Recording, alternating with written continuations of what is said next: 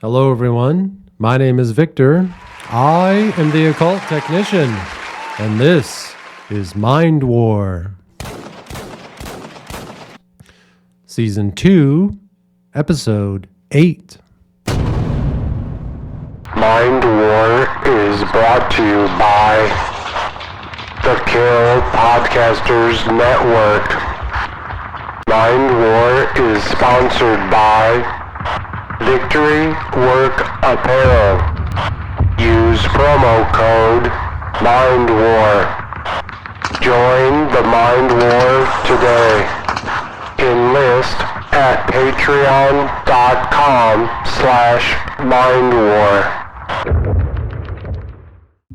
Welcome to Saginaw, where everybody run from the law. And you better not say a word of what you seen, heard, or saw. Scammers, I just keep murdering and hurting them. I keep on murdering and hurting. Welcome to Saginaw, where everybody run from the law. And you better not say a word of what you seen, heard, or saw. Scammers, I just keep murdering and hurting them. I keep on murdering and hurting. Now what you know about First Street, 13th Street? That was Dirty Jerk featuring Bones Scanless with their hit song, Welcome to Saginaw. Welcome back to the Mind War, folks. Thank you for being here. The reason that we played Welcome to Saginaw, Michigan is my hometown. And over the last year, in December of 2023, I found a very interesting article. And we have a lot to cover here today, so we're going to jump right into it. So from dailymail.com, we have an article titled Revealed, the 10 most dangerous cities in the U.S. ranked. And the worst will surprise you. Now, I'm not at all surprised by the first and second most dangerous cities in America, but that's not what we're here to discuss. We are here to talk about the third most dangerous city in America, Saginaw, Michigan. Now, it's based 100 miles north of Detroit, which is well known for crime. Saginaw has a violent crime rate of 25.1 per 1,000 residents. It recently made headlines after 2 people died and at least 15 more were injured amid a wild, unauthorized street party posted on social media. So, despite the title of that song, Welcome to Saginaw, I want you to know you are not welcome here in Saginaw. Do not come, okay? So, over the New Year's Eve festivities, when it was closely approaching midnight, I grabbed my Boston Terrier Leo, my best buddy, and we came down here to the Mind War Studios to hunker down for a few minutes. Because at the strike of midnight, the city that I live in, my neighborhood, sounded like a war zone. And I have some audio from the security cameras on my front porch. So this is what it sounded like in my city. And again, I live in the heart of the city. I do not live out in the sticks. I'm not out there with a bunch of rednecks. In fact, you will not find a redneck in my neighborhood. But again, here's a little bit of what I had to hear New Year's Eve.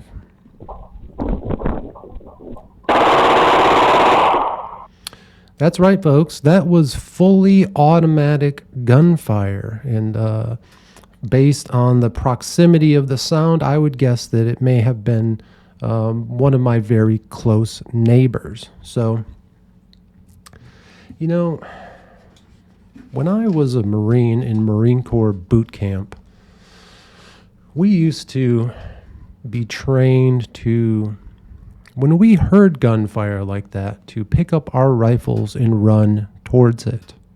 Now, having been a civilian for over 20 years now, it's one of those things we really have to work on those deeply ingrained instincts that we were taught and trained for, that when we hear gunfire like that, that it's not always aimed directly at us.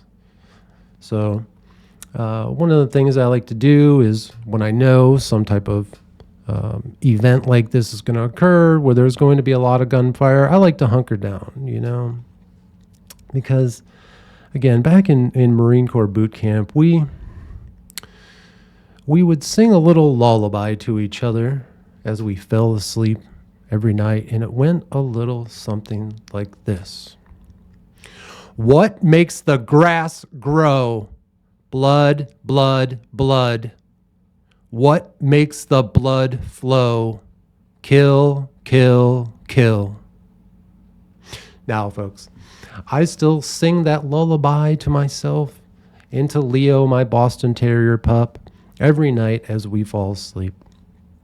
But again, those instincts, although very important and crucial to have in times of survival, in times of peace like we're in now, we have to set them to the back burner. So that's really a message for the other veterans out there, not just veterans of wars, of foreign wars and military wars, but veterans of the gang war. And I have a lot of those people in my neighborhood, and they're doing their very best just like I am. So I just want to, kind of give a shout out to everyone out there that's listening who may have those same type of deep down instincts that hopefully over time, and unfortunately it may not be going that way right now, but over time I hope that we're going to see those instincts can start to fade away.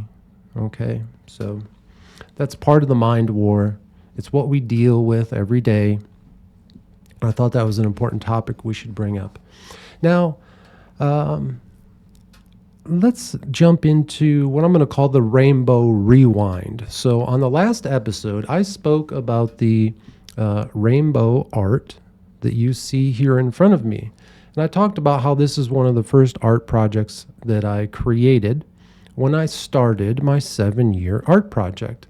And I talked about how the rainbow design is a perfect example of how symbolism can kind of be hijacked, or maybe repurposed is a better word, right? Because the rainbow means many things. When you look at it, it doesn't necessarily mean, well, here in the United States today, in our culture and in our society, seeing a rainbow flag or a rainbow design is supposed to, according to popular opinion, represent the Pride movement. But again, like we described in last episode, they could simply mean, if you see a rainbow, you can think about it scientifically, how it's actually made up. Or you can think about how the rainbow often describes the chakras, the different body systems and the different emotional states that we have if you're into meditation. Or like personally, why I created this piece of art was to get re-engaged with our primary and secondary colors to see how they worked together and see how they worked on the wood that I made these art with. So I can't believe that I forgot one of the most important stories of the rainbow, and that is the biblical story of the rainbow. So that is the story of the Great Flood. Supposedly at some time in our past, there was a great flood on the world. It seems like science may have some evidence to support this biblical story. I'm not really here to, debate that, but maybe there's enough information out there to say that this really did happen. And it also involves a guy named Noah who basically saved his family and his farm animals on some giant boat. I don't know, that's a little far-fetched, but that's fine.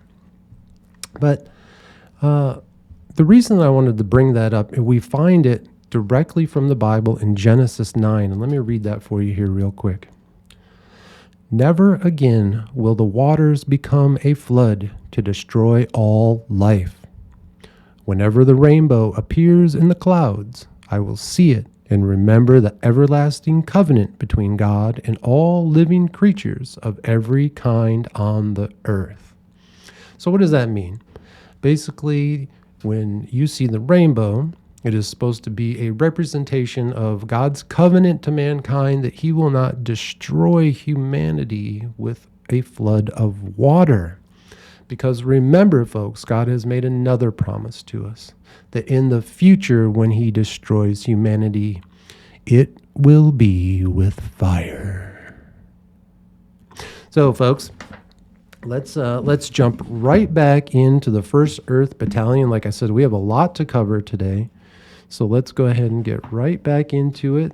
Let's see, where did we leave off in the First Earth Battalion? A operations manual by author Jim Chanon. We left off on a page titled The Moment of Knowing. So here we have, it looks like a man, and it says access to the universe, and it is pointing towards his mind, and it says, be open and trusting of the universe.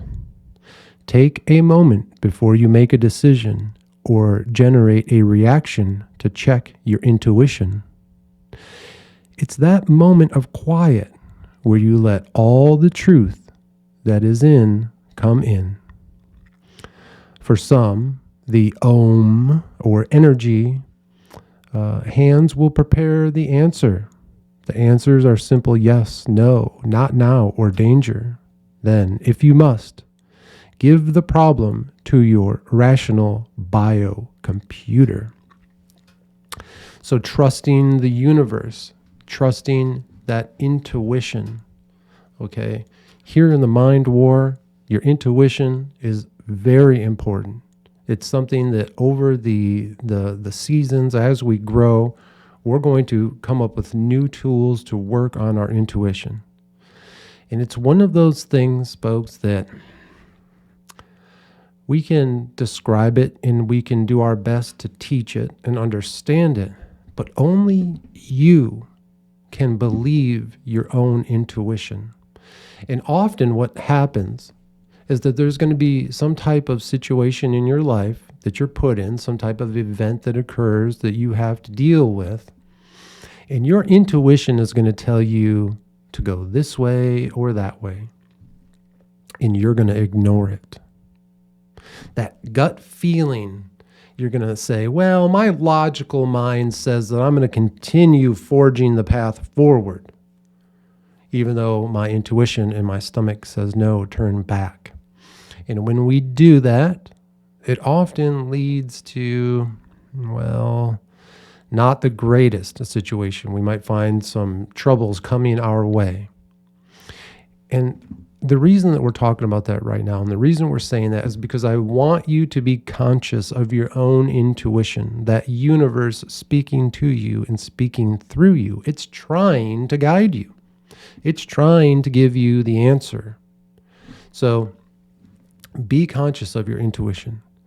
Again, as we talk about having that clear look at our lives and taking the time to review our lives at the end of the day and what actually happened, remember your intuition.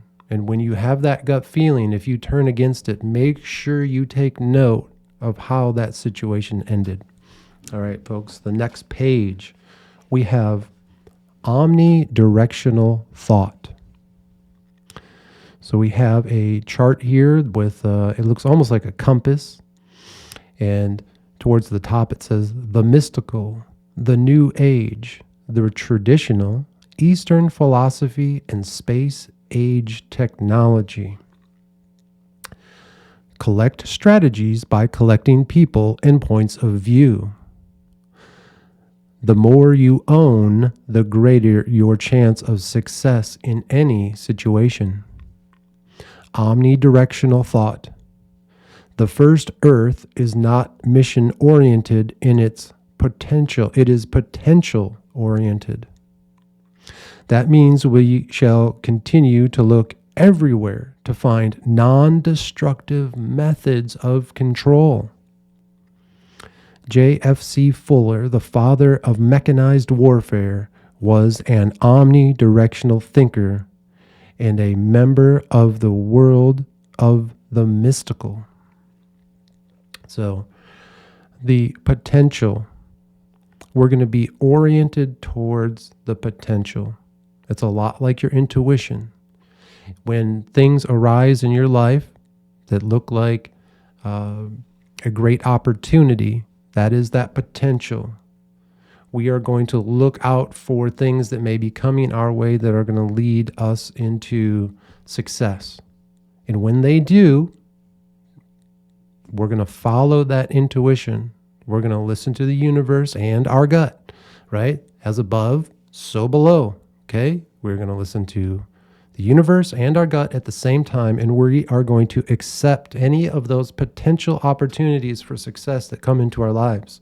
We're not going to be afraid. We're going to be brave, because we are going to be, and I really like this title. We have a new title to add. So let's first go through some of the titles that we have here in the Mind War. So from the book Mind War, we had Mind Warrior, all right? Now from First Earth Battalion, we have several. We have a Warrior Monk. We have Citizen Samurai. We have Aquarian Warrior. And now, folks, check this one out. Guerrilla Guru. That's right, folks. We're going to be guerrilla gurus. And again, part of that is to gain information and skills and knowledge from as many sources as we can. We are constantly going to be in that guerrilla mindset where everything that we do throughout our day, we are not just going to be, going to work and being an employee. While we do that, we are going to covertly, in that guerrilla attitude, being that guerrilla guru. First, for our own success and our own advancement, we're constantly going to be looking out for those things that, again, getting to know the people in our lives more and how they're affected by things. So we have a better understanding of how to control them or manipulate them. And again, as we've talked about before, manipulation isn't always a bad thing. If you can manipulate your friend to stop drinking or doing drugs, if they are in a situation where it's starting to affect their health, that is a good form of manipulation. And as that guerrilla guru, as we go throughout our day, maybe we slip just tiny pieces of love and attention and guidance to our friends and family to help them grow along the way. Again, we have to be very careful about this. Everything that we're doing is being done covertly, because ultimately, in the end, it's all about us as individuals, our opportunity to grow. We're learning those skills to grow. We're creating that aristos in our own lives, the best possible scenario for our current situation. But again, as we start to grow and heal, we can start to reach out a little bit further into our friends, family, and community, and we can do that as the guerrilla guru. Next page, the meta perspective. How does your card catalog work? Become an exquisite communicator by identifying and operating in your partner's basic representational system. Pictures, words, and feelings. Ask someone about something that happened to them in the past. Watch their eyes and other indicators. Adapt the system they appear to use. Watch the results and adjust accordingly. So what the author is talking about here is basically mirroring someone. And what that means is when you are spending time with a family member, a friend, or a coworker, or someone that you are just trying to influence in some way. Again, we're going to watch how they work, watch their demeanor, understand how they talk and the different ways that they communicate with us. And if we mirror their personality and kind of reflect it back to them as we put on their character. Because remember, we can play as many characters as we need to in order to survive, in order to be successful. You're going to have to be several different characters, and there is nothing wrong with that. It's absolutely fine, okay?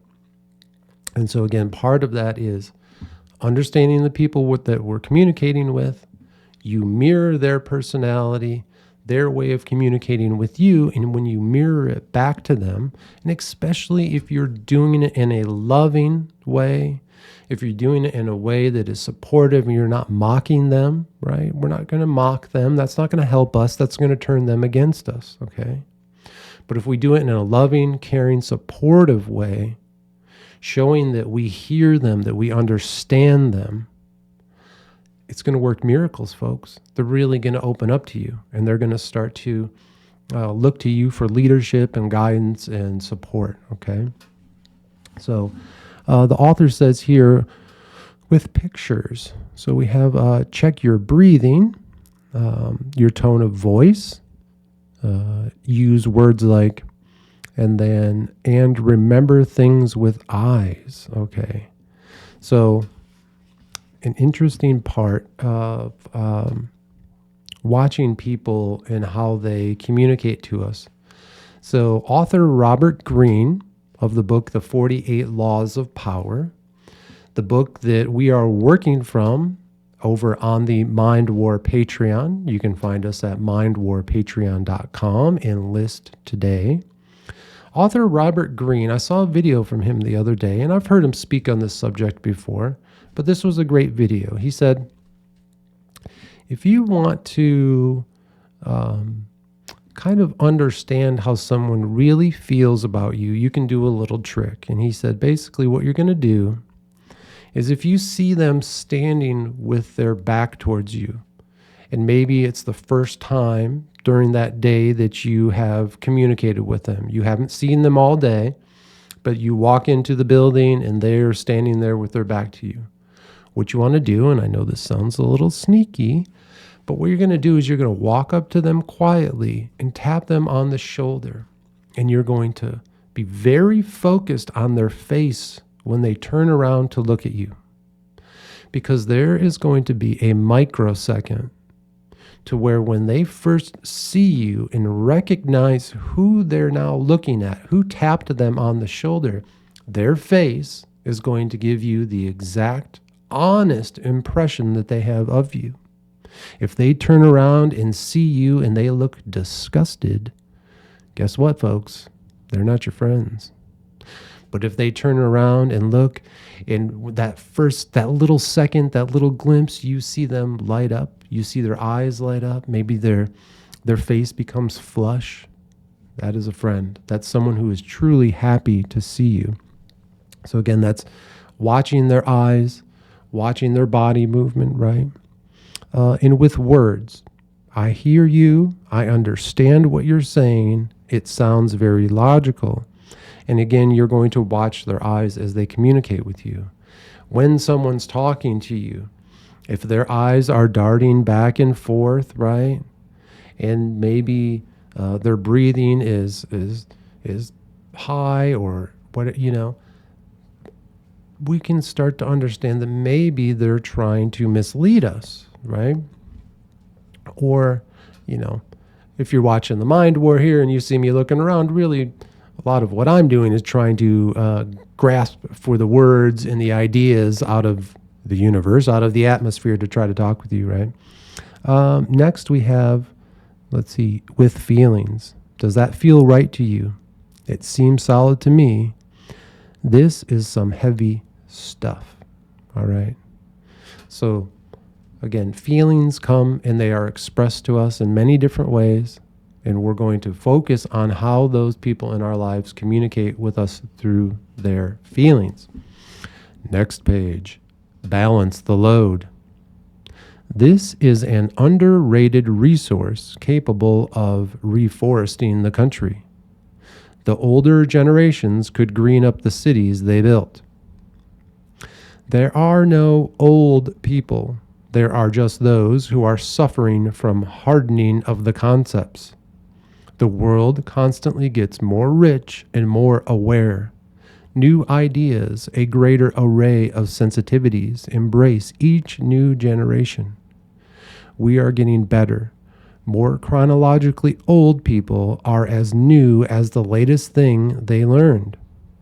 They will play an important role in the near future. Keep them in your net. We are all one age if we want to be.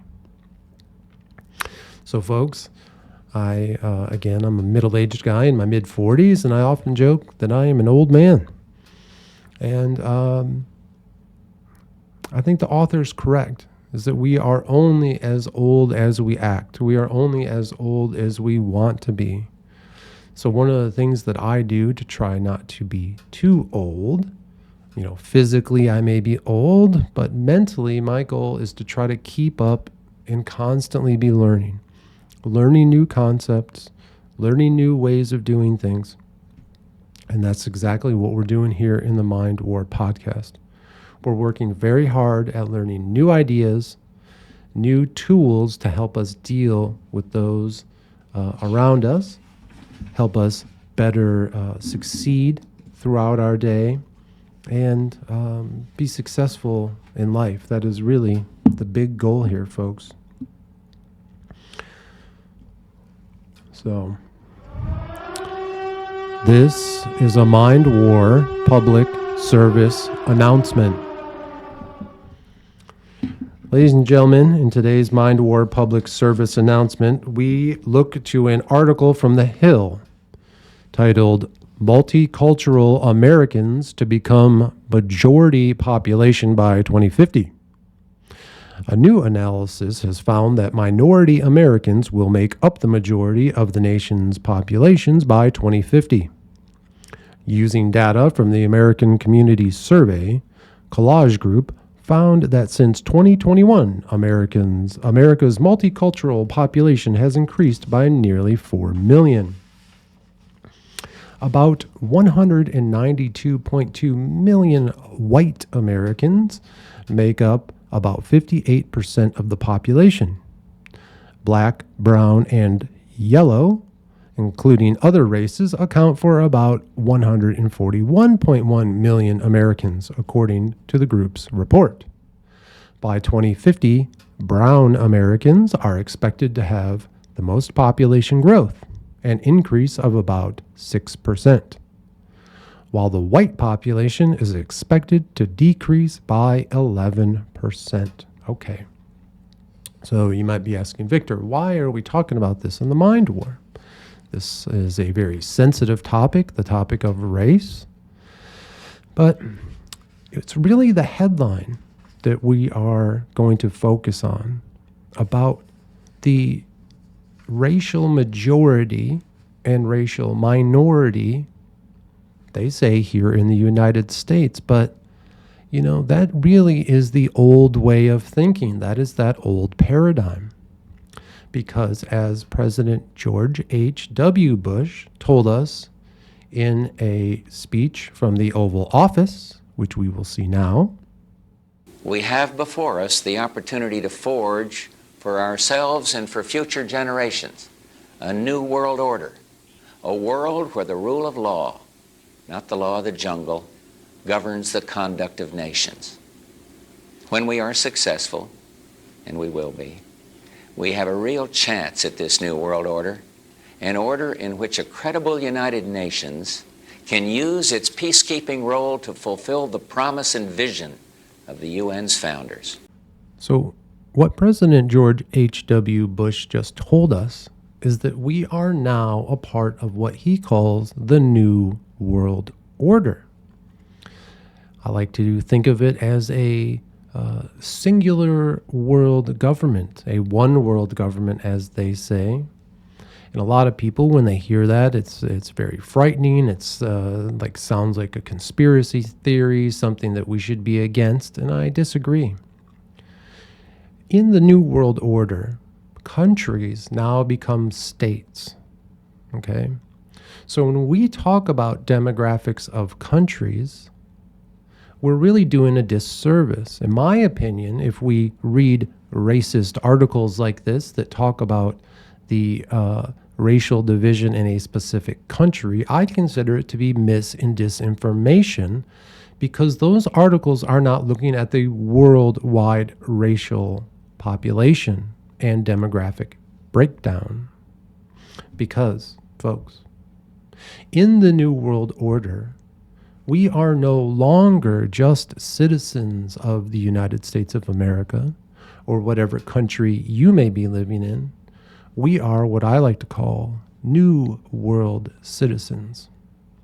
And when we look at the world population, we find something much different than that headline states. Now, this comes from the Rutland Herald. It's a local paper. I don't remember exactly where it was from. And this article is a commentary by the author, written in 2018. So some of the information that he provides is a little bit old, but through my research on demographic information at the United Nations website and other websites that are linked under world population on Wikipedia, again, I understand that we are not supposed to be doing our own research and that doing your own research is a threat to democracy. So please, folks, do not turn me in for doing my own research, okay? But this article, I thought, kind of was a great description. And it's interesting because it is really from, I guess, more of a anti-white perspective. So I thought that that would be a good way for us to look at this specific topic when we're now discussing not race based off of your country of origin anymore, because again, we are in a new world order. This is a one world, and we are new world citizens. So what is that racial makeup around the world? And the author says here, the United States non-white population under the thumb of the whites are referred to as minorities, which they are, since there are about 205.5 million whites out of a total U.S. population of 325 million. We have been and are still a basically white-run nation, a fact that many contort into a sense of white superiority with its extremes expressed in racist white supremacy movements. However, the 5% of the world population that inhabits North America in no way reflects the racial mix of the world. See, this author thinks as a New World citizen. He is thinking globally. He is thinking and acting in the New World Order, in which only 16% of the population is white. That's about 1.19 billion people out of a total world population of 7.4 billion. And it is predicted that by 2060, only 10% of the world will be white. There are 3.3 billion yellow, who constitute 40% of the world population, and 1.26 billion red, which I believe he considers to be Indians from the continent of India, who constitute about 17%. So with those two combined, you have 4.59 billion yellow and red people, making up 62% of the world population, almost 2/3. And from some of the other information that I saw, the black and brown population are also, when combined, higher than the white population. So what are we to take from this? Again, we are in the New World Order. We are New World citizens.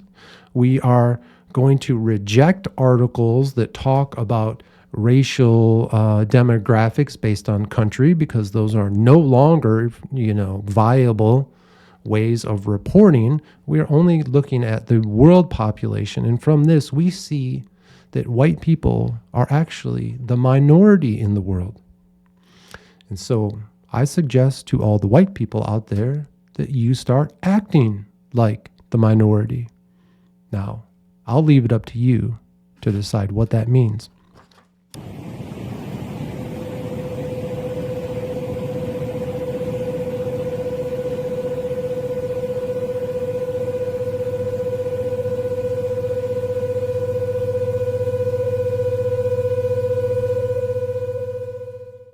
All right, folks, that was our Mind War public service announcement. So let's get right back into the First Earth Battalion. on the page titled Life and Longer. Okay. So we see a picture here of kind of a man and woman who are combined together, and it has all these different points of information that are kind of flowing into their minds, and we see language and point of view, and that comes from close friends. And let's see what it says here. Some of the things we do on this world have survival value. That is, certain acquisitions appear to have more value in afterlife than others. It is speculation, of course, but many believe systems have similar motions about what you can take with you. Many anticipate afterlife, wherein you are with all the good friends you made.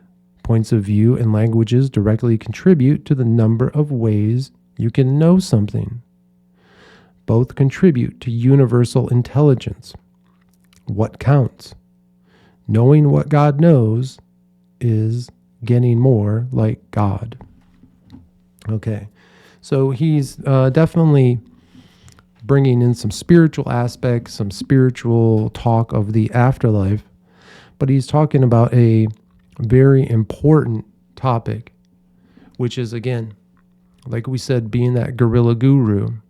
We are going to constantly be on the lookout for points of view that may be foreign to our preconceived notions. As mind warriors, as citizen samurais, we are here to gather as much intelligence, as many points of view, from as many friends as we can make, no matter what language that they speak, as we can. Gathering that information, being open-minded to it, right?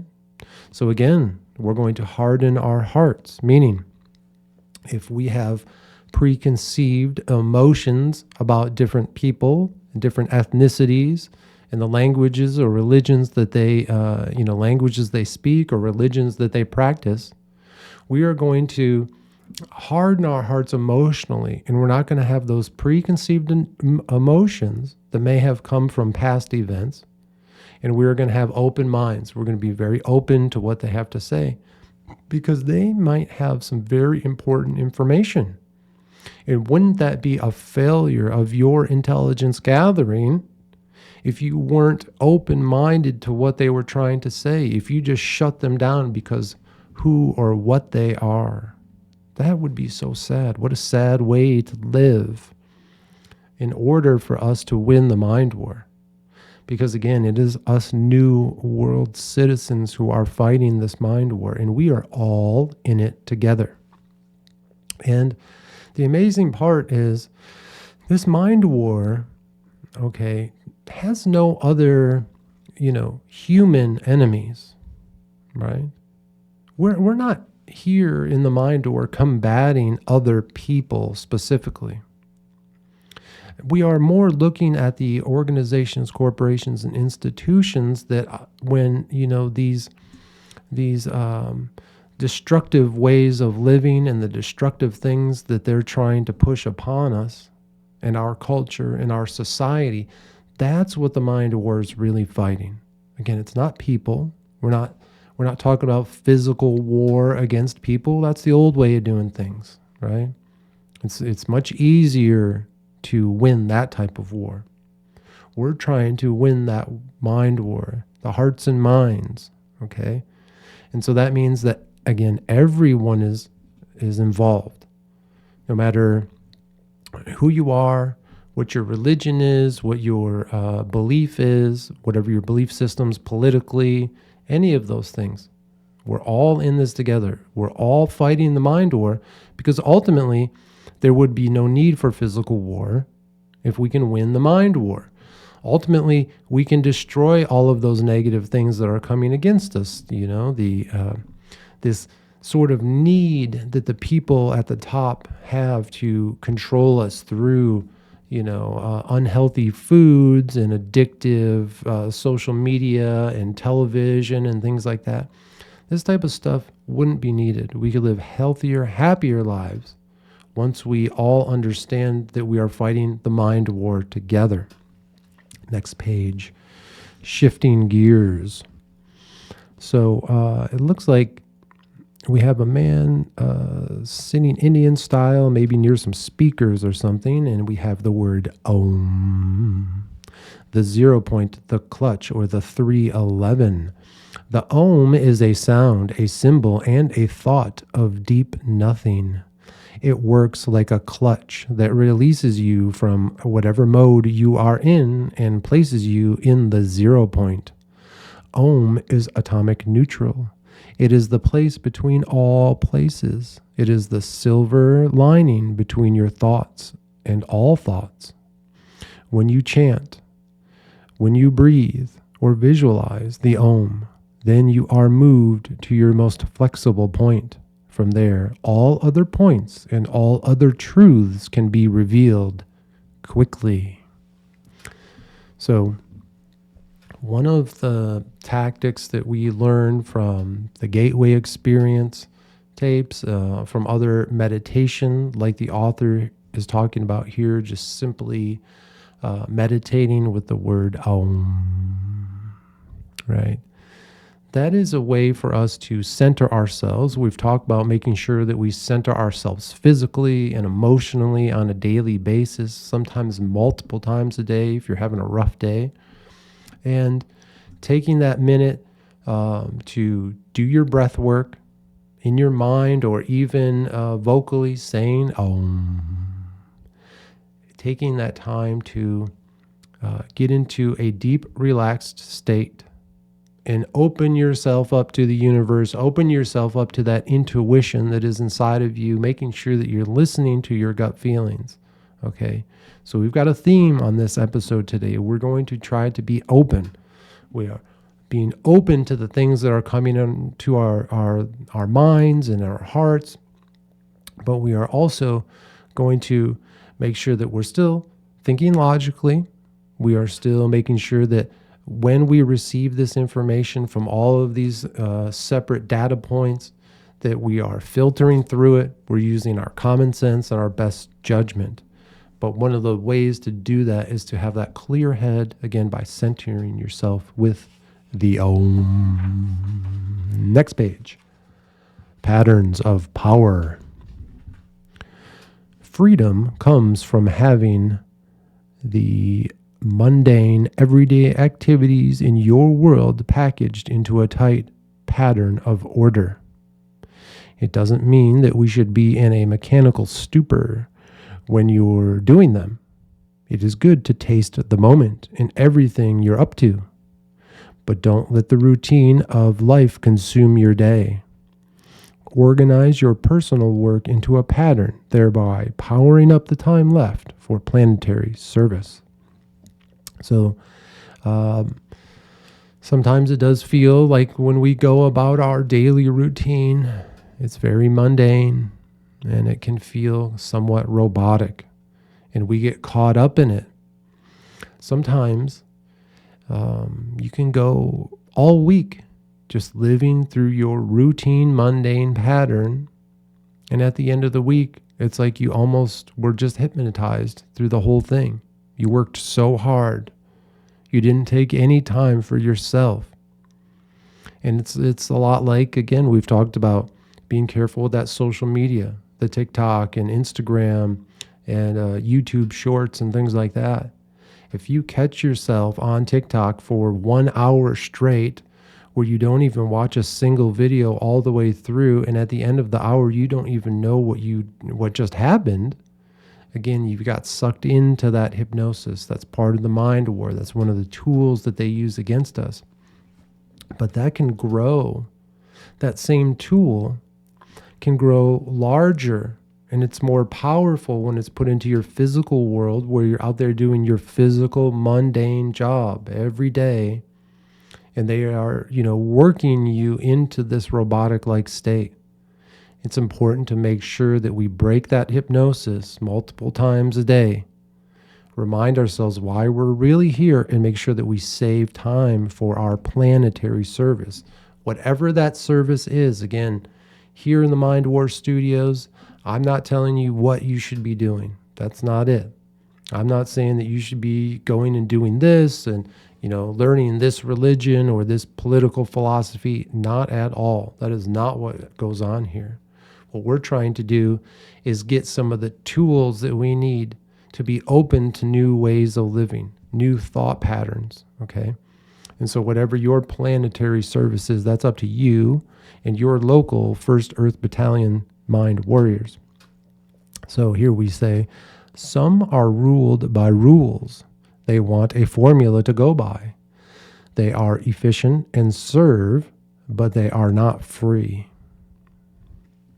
The warrior monk understands the value of discipline to free time for service, but he is open and can see opportunities to taste life as he goes about the task of service. Again, making sure that warrior monk is making sure that he has the discipline in his time management to make sure that he is saving time for service. And as he goes about that work, healing himself and then healing others, growing, becoming successful, making sure that as we do that work, that we don't let it become mundane into routine. Again, I've talked with you folks about this before. I spend countless hours preparing for the Mind War podcast, doing editing. I do a ton of editing on these episodes, especially the new ones. I've worked really hard at creating the intro and the outro and some of the commercials, not only for the Mind War podcast, but for my other social media ventures like Instagram. And then, of course, all kinds of different social media, and I'll do a lot of editing for the Kill Podcasters Network out there. We're trying to create great content for you folks, so check us out at killpodcasters.com. Others are free but have no order. They get little done for others. The mundane in their life tends to consume them. They cannot serve. So again, we kind of talked about those people when they go to a party.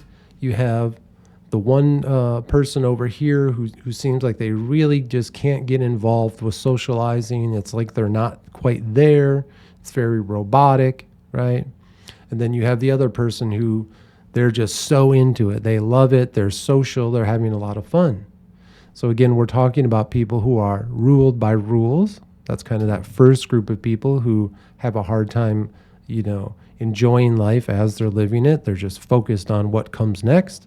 And then there are the other folks who are almost a little too free in their life. They have no order. And because of that, they're unable to, recognize the tasks that need to be done in order to become successful in whatever their venture is. And they just kind of end up, being tossed back and forth to and fro. Next page, the martial arts. In the end, the martial arts serve only one real function, and that is to open the warrior up to the truth. Achieving control and self-confidence allow the warrior to trust the system, and it is then the spirit can come in. There are some practical applications of the system as well, and you should make a conscious selection based on need and capability. Okay. So again, folks, I am not a martial artist. I've never practiced martial arts. I know that they're a very valuable tool. They're very important for a lot of people. But there's also so many people that are just not interested in doing those type of combat sports. And I get it. I'm not really interested in that myself. So again, you can take these ideas of the martial arts and how they help us gain control over ourselves and be more self-confident and open us up to being more spiritual, right? You can take that and just apply that same thought to some other type of physical exercise that you're going to be doing. Lifting weights, doing yoga, doing calisthenics, or, riding a bicycle, even playing sports like frisbee golf or regular golf, whatever it is in your life that helps you stay physically active. That's part of the mind war. It's very important. And that increases your skills of controlling the physical body. Having that control over your physical body through health, through the healthy eating, through making sure that we're staying active, it's very important. It's going to change your mood. It's going to change how your mind functions, okay? So here in the Mind War Studios, we are in the heart of winter. It is very cold here. And even into the December months, I was spending a lot of time sitting outside and soaking up the sun. I tried to every day for 15 minutes get as much sun as I can.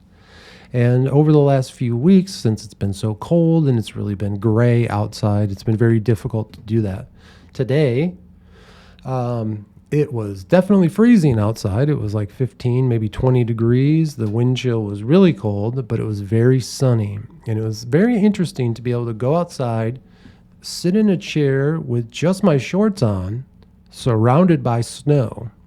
But the sun was so warm that I was able to kind of withstand those cold breezes that came in. And it felt really good. And it was really important to, again, get out there and get that sun, because it affects your mind, that vitamin D. And if you, like myself, I take vitamin D every day during the winter and even sometimes into the spring and summer months, just because it does help with, I don't want to say depression. That's not what I'm trying to, cure here with vitamin D, but it does make you feel a little bit happier and just more upbeat, I guess is a good way of saying it. And it helps us break free from any type of hypnotic hold or mind control that someone may be trying to interfere with our minds and our thoughts. We want to be very careful when someone is attempting to use hypnosis on us, trying to program our thoughts. It's very important that we stay conscious to those type of things, folks. Mind War is sponsored by Victory Work Apparel. Use promo code Mind War. All right, folks, next page. Responsibility. Much of what happens to us is a function of how we set it up. Once you discover that your dreams actually have a real effect on reality, you will realize that the more dreams you have, the more you can create for yourself the future you desire. Take responsibility for your life. We have a picture of a man who looks kind of startled and worried, and he is in the crosshairs. And in each quadrant it says, "They're in charge. I can't do anything. It happens to me. Don't look at me." All of those doubts that come into our minds when we try to be successful and move forward. Don't wait for the future to choose you. Choose it now. Man, I mean, that is great stuff. It's very real. This is something that I have experienced in my own life. This idea that the future is chosen for you, okay? So as a young man at the age of 19, I decided to join the United States Marine Corps. That's part of American culture, serving our country. And when I did, we were definitely in a long state of peace. We had been at peace for quite a while. There's skirmishes that happen around the globe, but nothing big. But while I was still on active duty in the United States Marine Corps, 9/11 occurred. I was still in camis, folks. And that was life choosing a path for me. Now, because of outside circumstances, things that were going on in my personal life, like family, just a few months after 9/11, I was set to get out of the Marine Corps, and I chose to do just that. Despite the fact that the United States had been attacked by whoever or whatever. I think we're all still debating that. Some of us are more solid in who actually did it than others.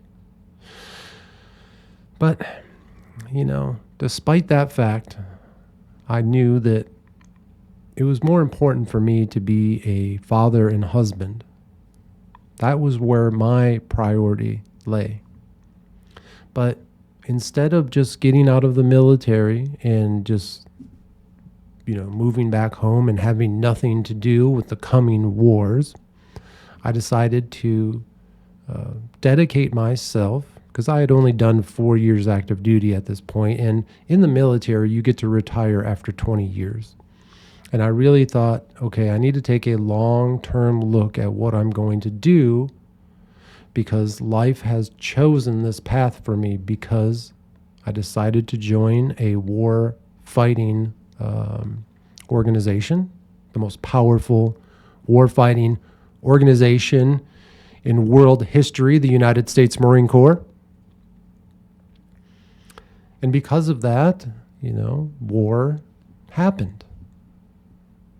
And instead of, again, just fleeing and running back home, I decided to dedicate the next 16 years of my life, after my 4 years of active duty, to serving as what we like to call a civilian Marine. Now, I worked in information technology, and I served at the base that I was stationed at, doing that work for, again, the next 16 years. I didn't want to necessarily abandon the men that I had served and trained with while they were going off to war. So the very best I thought that I could do was serve at home. In the capacity that I was trained to do, I was trained to do information technology, work on computers and networking.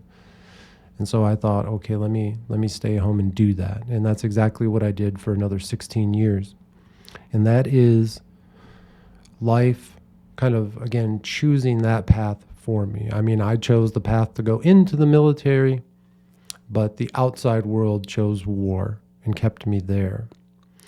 But when I returned home after 20 years of serving, I started to get a better understanding of what it means to actually control your own life, control your own destiny, and allow your dreams to really affect your reality. And if you don't believe me, just look around. The reason that you are seeing and hearing me now on your screen, seeing the art in front and behind me, all of this is because I was following my intuition. I was accepting opportunities as they arose and were presented to me. I didn't turn in fear from them. I continued on whatever path I was being led on, and it has led me to being here with you today. So this is that idea of, again, following that intuition, following your gut, and really, dreaming about these things. I was asking for this 2 years ago. When I started this art project, when I started my, journey of healing, when I started my spiritual work, in those darkest days in the beginning, where I didn't know what was going on, days that were filled with tears and anger, I really didn't know where all of this was going to lead, and sometimes I still don't, but I was asking for help. I was asking for guidance. Okay, you see it in the very first episode of the Mind War podcast, the very first few moments of it. I talk about how I was guided to do this, how I was told that this is what I need to do, and I am upholding my end of the bargain. Next page. Possibility thinking. Organizational structures often get like the dinosaur. Their bodies become too big for their little mouths to feed. Management, overhead, stagnant communication systems eventually topple the turkey. If, however, you have an early experience like a Vietnam or a Watergate, the more alert begin to look for a new operating style based on projected values and high-powered mythology. All right, folks. So a lot of the topics that we talk about here in the Mind War, especially if you are a younger listener, you might think about this talk of corporations and organizations and how they run and how important it is to know what your manager and the executives in those organizations are doing, right? You might think that it doesn't matter to you, but it really does, because it starts early. And again, that story that I just talked about of being a Marine on active duty when 9/11 occurred, that was that defining moment for me, which helped me realize that I needed to start looking at things in a bigger picture. As soon as that happened, I became very focused on learning to do my job correctly, gathering as much information on information technology as I could, but also really trying to understand what all of this war fighting was going to be about. At that point, I really didn't know much about the military, what it even really was. And of course, I had no idea why we would be fighting wars against people, supposedly from the Middle East, right? It was all new to me. It didn't make any sense. So I took time. I took time to learn. I, asked myself, what is a Muslim? What is Islam? I read the Quran to try to understand, why do these people hate us so much? And to be honest, I don't know if they really do. Okay. And we see that all throughout the world. We hear that it's not the populations, but it's really the governments of these different countries that are the troublemakers. And people, we are ultimately loving and kind to each other. But again, it seems like these outside forces like to stir things up. So we got to be careful about that. And one of the ways that we can combat that, again, because it's all mind war. It's all mind war stuff, right? And the way we combat it is by, from the earliest point, starting to learn as much as we can about the organization, corporation, or institution that we work for.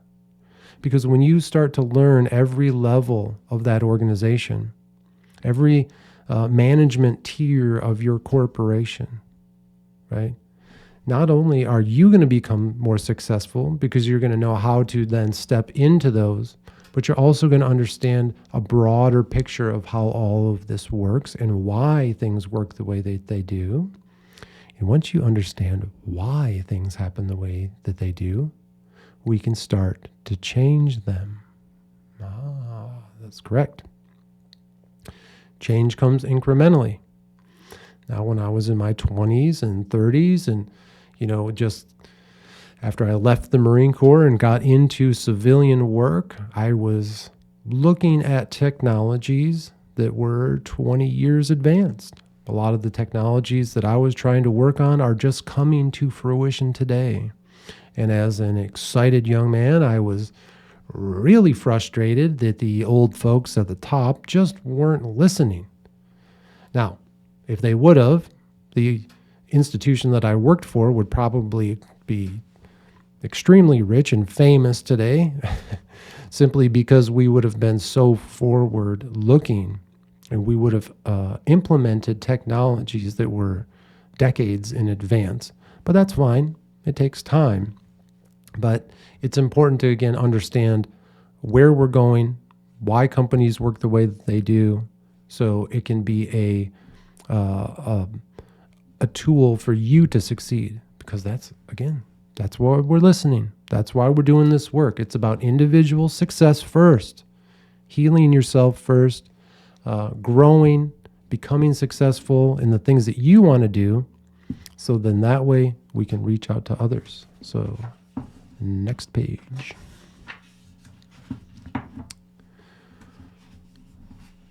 We have first wave, second wave, and third wave.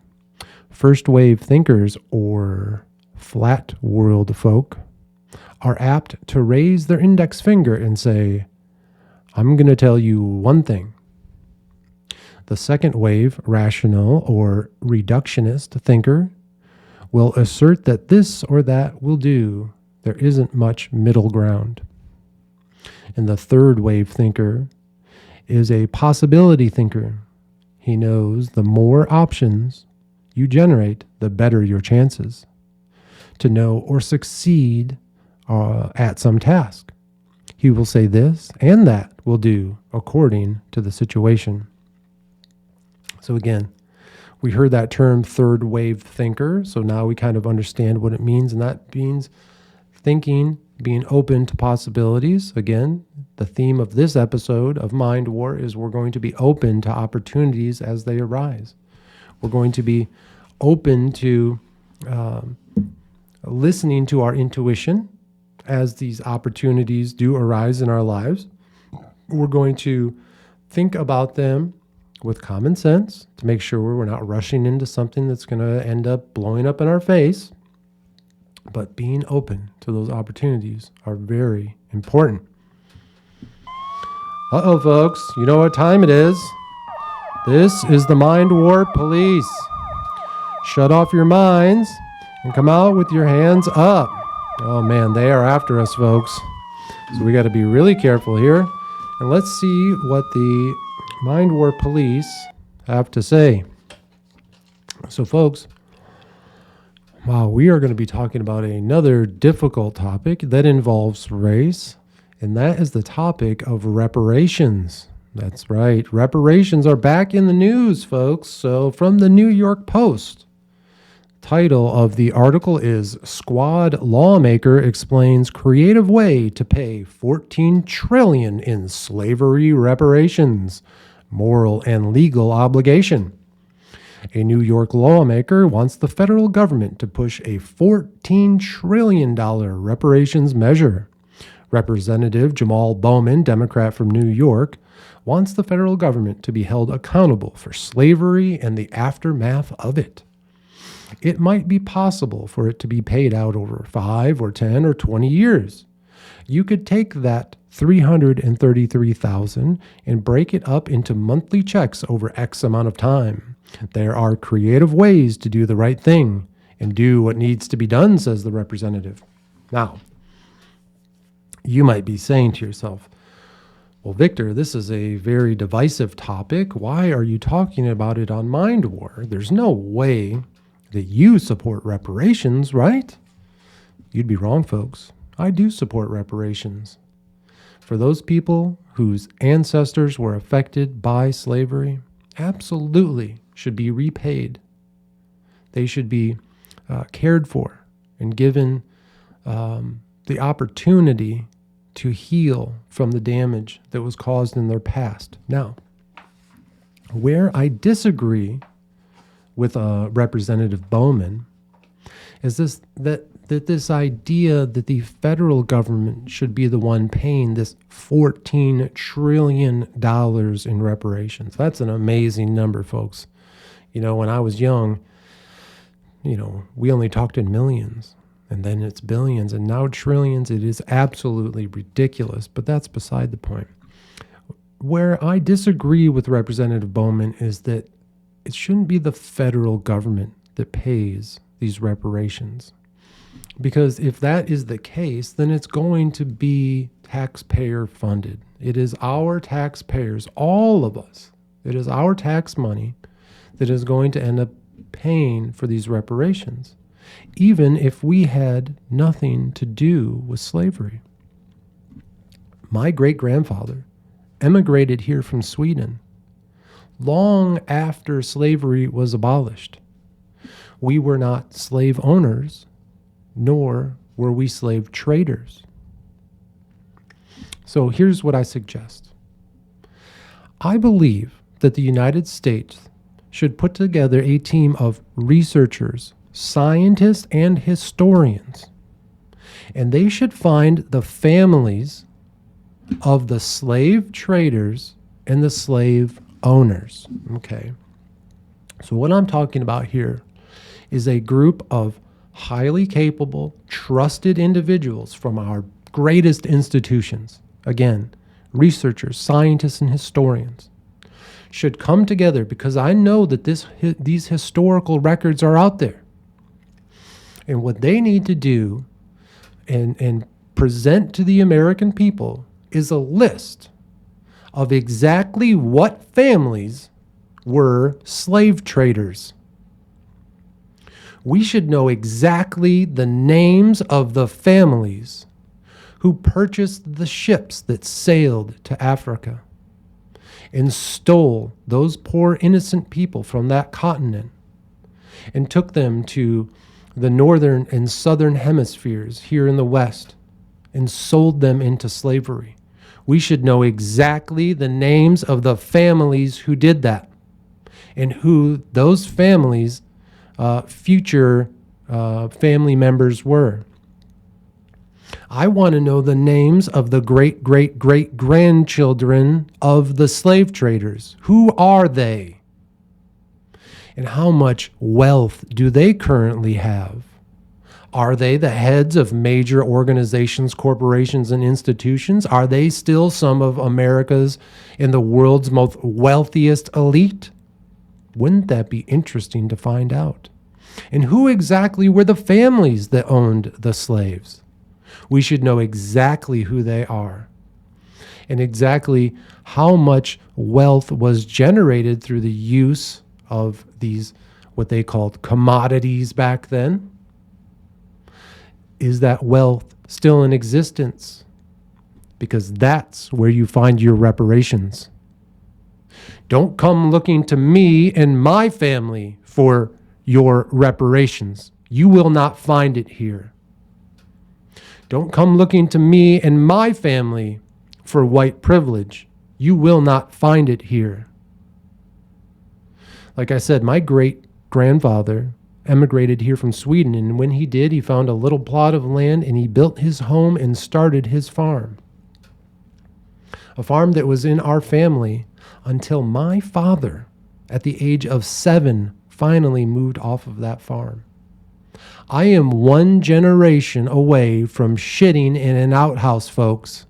So again, don't come looking to me and my family for your white privilege and your reparations. You will not find them here. In fact, one of the reasons that my grandfather moved off of that farm was to start working in a factory, kind of having a regular job in the city. And that was something that my father followed in his footsteps.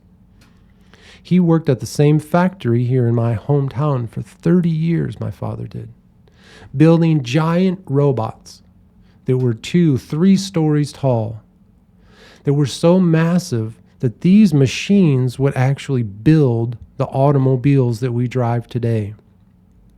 He traveled the world with these machines, installing them in car factories in Mexico, in Spain, in Germany, in South Korea. 30 years he worked for that company, toiling 16-hour days at times, minimum 12 hours, sometimes Monday through Saturday, sometimes 7 days a week.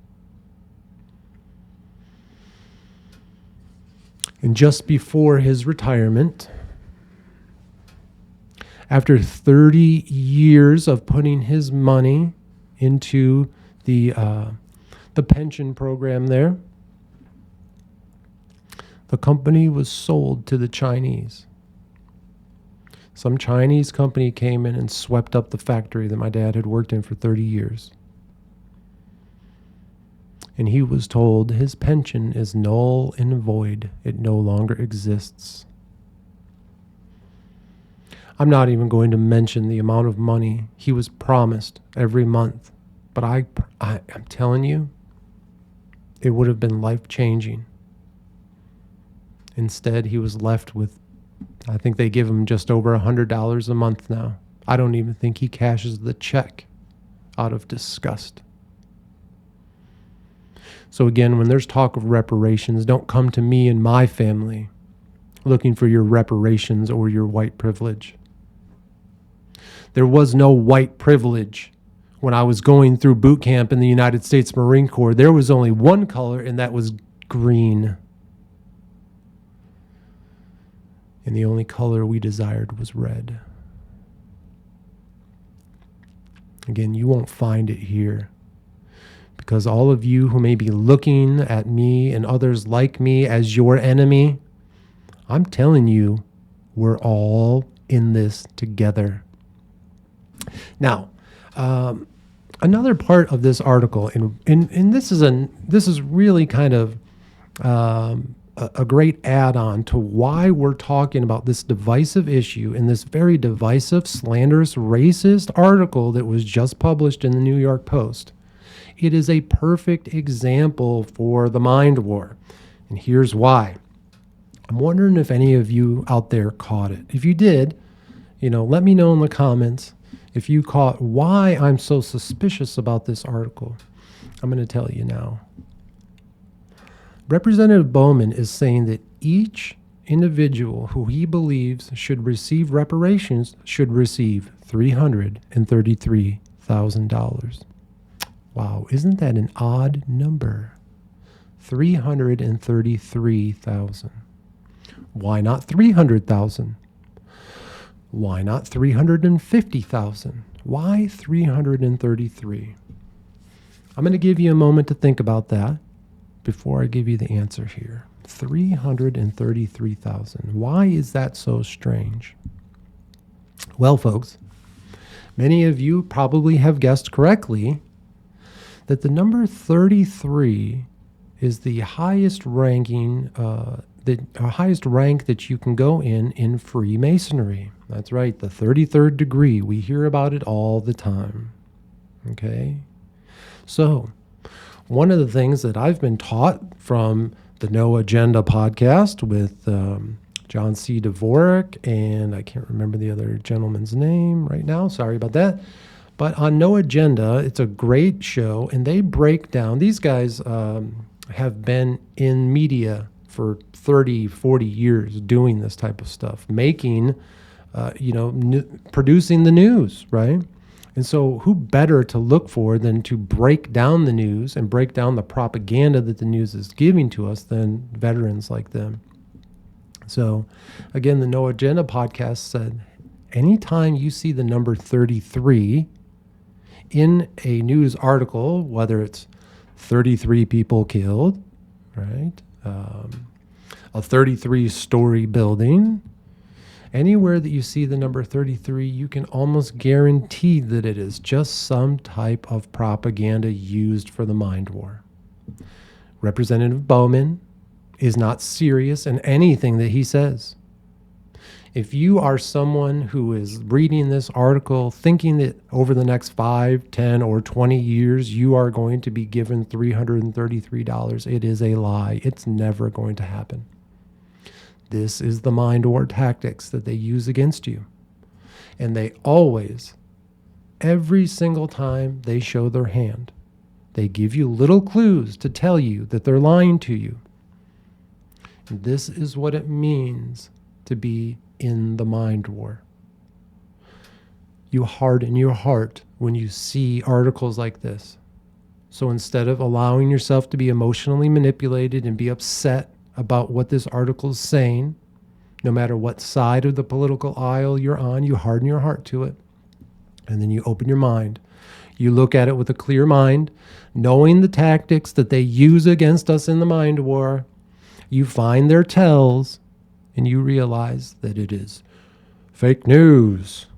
This article in the New York Post is mis and disinformation.